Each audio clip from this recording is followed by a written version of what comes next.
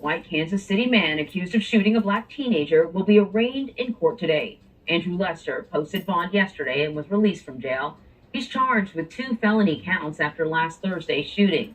Authorities say he shot 16-year-old Ralph Yarl twice after the teen accidentally went to the wrong home to pick up his brothers. Lester told police he lives alone and thought someone was trying to break in. Adriana Diaz has more. At a rally in the heart of Kansas City Tuesday evening, crowds said they've had enough.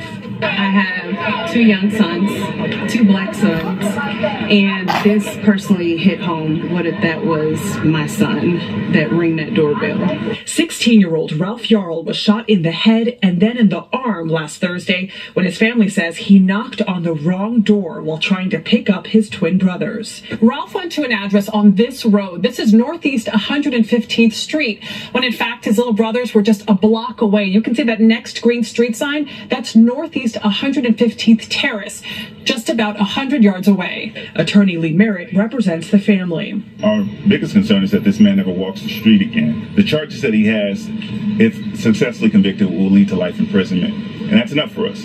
There was blood from where he was at, all the way up, all over the door. Zach Dovell says Ralph came to his family's front door for help after the shooting. All we hear is a bunch of banging at our door. So then we call 911. They're like, yeah, there's a gunshot in the area, unidentified. And we're like, just don't answer the door. The police said don't answer the door? The operator told us not to answer. But after seeing Ralph's condition, Dovell and his mom went out to him. And all we know is he was hurt. He needs to get help. We need to get him. He needs to be the priority right now. Ralph's mom, Cleo Nagby, told CBS Mornings that her son is recovering, but still processing. Is Ralph able to communicate, Cleo, with you all with no problem? He can walk and talk and all that stuff? He's able to communicate mostly when he feels like it, but mostly he just sits there and stares and the buckets of tears just rolls down his eyes. You can see that he's just replaying the situation over and over again. Ralph's aunt is helping care for him. What do you tell him to try to give him strength? Look at all these people that are pouring love into you, buddy. Then he goes, why are they making such a big deal? Because that's just who he is. He much rather be in the background and help everybody else. According to the criminal complaint, Lester told police he was, quote, scared to death. He says he thought someone was breaking in and says he saw a black male approximately 6 feet tall trying to open the storm door. Ralph told police he didn't try to open the door. And Anne Marie, his aunt, told us he is 5'8" and 140 pounds. Little different than 6 feet tall. What else have we learned about Andrew Lester?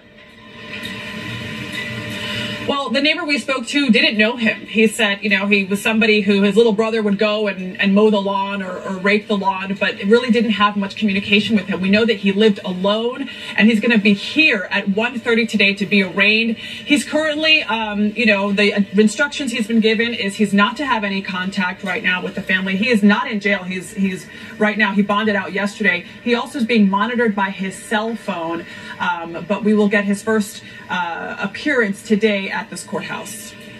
So you've been talking to people in Kansas City. You know, the country has reacted very strongly to this case. I'm wondering what it's like in the community there. Well, Anne-Marie, I mean, I was about to say you can imagine, but I don't think you can imagine. I don't think anybody can imagine when something like this happens. And the people that we've spoken to, we've heard time and time again, like you heard in the piece, this could have been my son. This could have been my brother. This could have been my husband. And so it's personal. It's visceral. And everyone is rallying around this young man. I mean, his GoFundMe has already raised millions of dollars, and people are surrounding him with a lot of support. There was also a march at his school yesterday. There were 1,500 students, administrators told us, that went outside the school and marched around the school, chanting for him, supporting him. And so, this is a community like so many, too many in our country, that is now hurting. Yeah, Adriana, when I hear, this could have been my son, this could have been my brother, I was thinking this could have been fatal. And it is by the grace of God that this young man is still alive. It is unbelievable. Adriana, thank you so much.